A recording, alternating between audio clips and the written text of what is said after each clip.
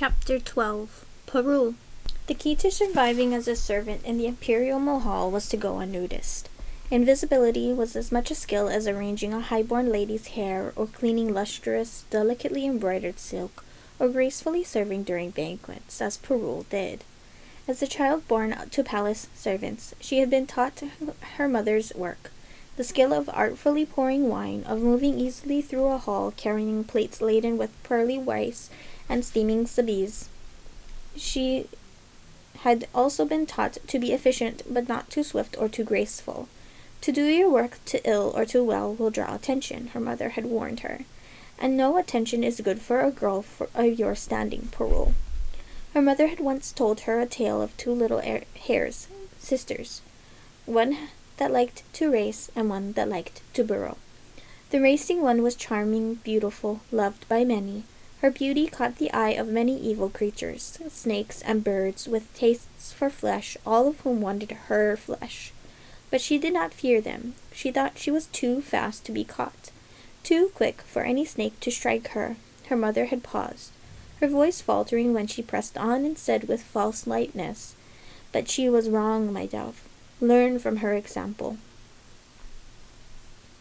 Perul had learned. Every year she grew older, taller, prettier. She was pragmatic enough to acknowledge her own beauty and the problems it could cause her, and survived life in the palace more or less unscathed. She had seen every tumultuous change that had rippled through the imperial hall. Prince Aditya's departure to become a priest of the Nameless, and Prince Chandra's rise to emperor.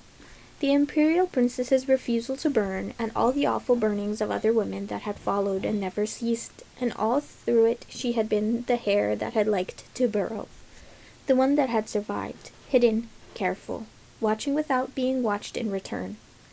But the aftermath of the wedding had made her careless. Queen Varsha had gifted the high-ranking female servants of the palace trinkets, thin bracelets wrought of silver, and gauzy saris to celebrate her new marriage. Perul was not a high-ranked servant, of course, but she and the others had all thoroughly enjoyed wine and arak, left over from the many nights of banquets, and the little sweets lacquered in silver sugar, and one of the old aunties from the kitchens had painted Perul's hands with henna, looping, swirling birds and flowers, and a large jasmine flower right at the center of each of Perul's wrists. Relaxed from celebrations, and perhaps a little merrier with alcohol than she should have been, Perul allowed her wariness to slip. Instead of taking the narrow servants' corridors to the servants' dormitories, she walked along the main corridors of the Mahal. It was a small pleasure, and she thought it was surely safe enough. It was late night, and the residents of the Mahal were either feasting or sound asleep.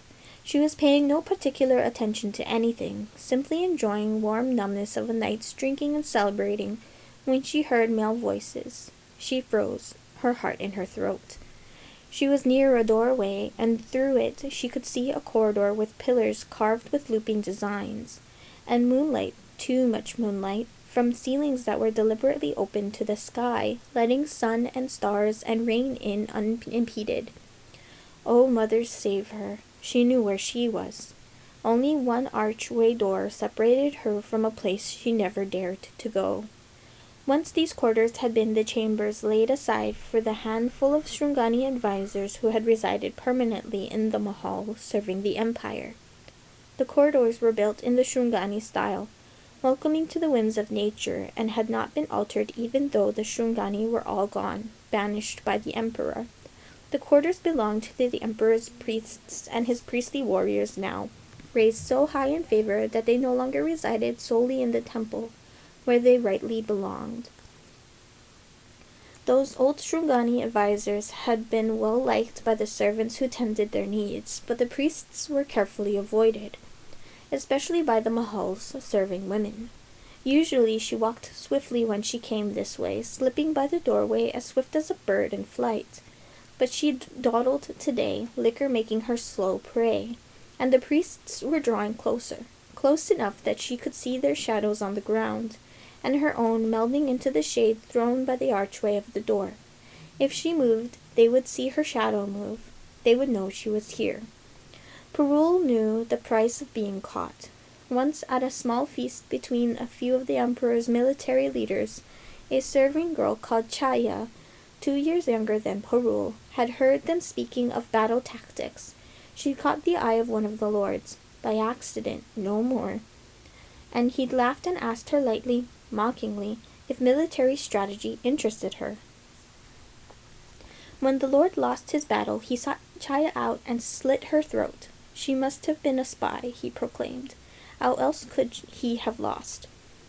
If Hemath will not tell the emperor the full truth, how can he make the right choice? The older priest with a deep voice was speaking.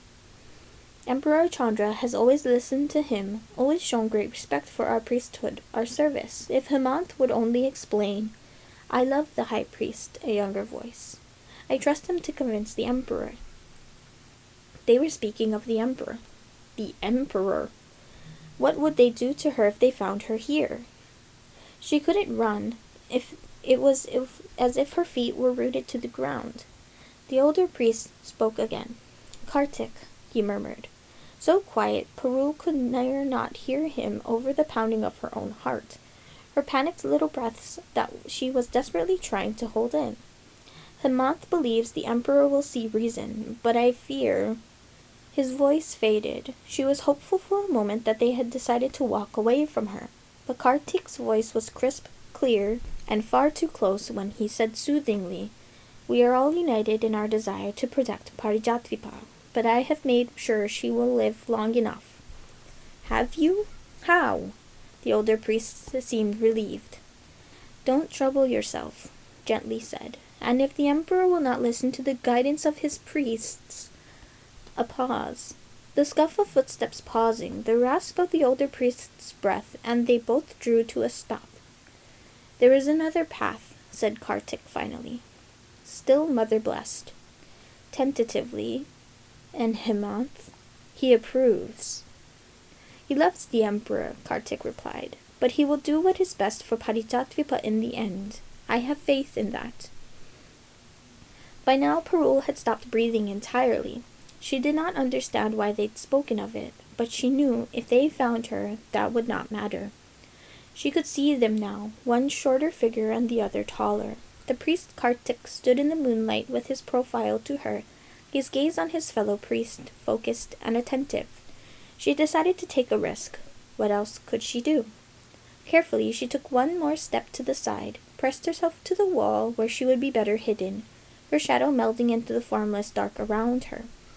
Their conversation stilled for a second. Fear grasped her. They would find her. They would burn her. They did not. The two priests made their farewells. I'll leave with the dawn, Kartik said. Return to my own temple. You will be missed. I'll return soon enough, he replied.